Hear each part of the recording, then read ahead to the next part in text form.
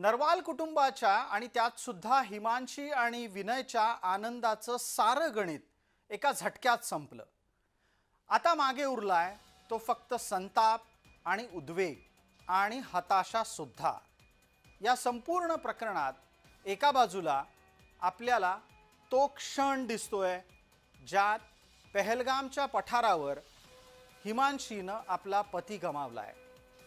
दुसऱ्या बाजूला हिमांशीनं विनयला अखेरचा निरोप देताना म्हटलं की तुला विसरू शकत नाही। अवघ्या आठवड्याभराचा हा संसार एका क्षणात कोलमडून पडला।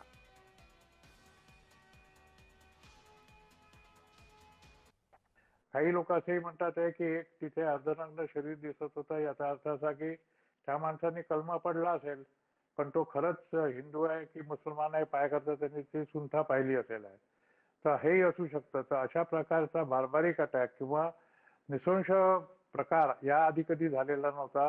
It use to be a very cleaning from our side also from their side also.